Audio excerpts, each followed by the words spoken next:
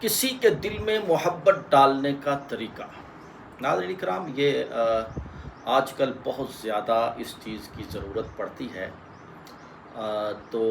میں نے سوچا کہ نوجوانوں کو میں یہ ایک بہت ہی زبردست وظیفہ دے دوں۔ یہ آپ نے رات کو پڑھنا ہے، تصور رکھ کے پڑھنا ہے، رات کو پڑھنا ہے، بڑی محبت کے ساتھ پڑھنا ہے، یکسوئی کے ساتھ پڑھنا ہے، اور جس پہ آپ نے نظر رکھنی ہے، آپ نے اس کے چہرے کی ایک ایک چیز پہ نظر رکھنی ہے، اور کبھی آنکھوں، کبھی کان، کبھی جناب والا پورا چہرہ، ایسے کر کر کے یہ آپ نے وظیفہ کرنا ہے۔ رات کو کرنا ہے، بسم اللہ الرحمن الرحیم پڑھ کے کرنا ہے، 11 مرتبہ درود پاک پڑھ کے آپ نے 3 تسبیحیں کرنی ہیں، اور بڑے غور کے ساتھ آپ اس وظیفے کو سن لیجئے۔ یا ربی لک الحمد کما ینبغی لجلال وجہک وعظیم سلطانک۔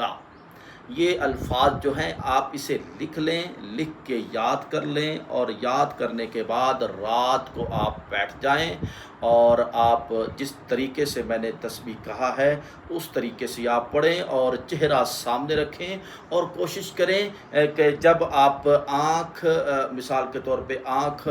کا تصور کرتے ہیں تو اپنے یہ شہادت والی انگلی ہے، آپ کوشش کریں کہ نیچے زمین کے اوپر وہ جو آنکھ جیسے ہے، آپ کو جیسے لگتا ہے بڑی ہے یا چھوٹی ہے، آپ نے اس طریقے سے آنکھ بناتے جائیں، اور یہ وظیفہ جو ہے پڑھتے جائیں۔ اگر کان ہیں تو کوشش کریں کہ وہ بناتے جائیں اور یہ وظیفہ پڑھتے جائیں۔ ناظرین اکرام،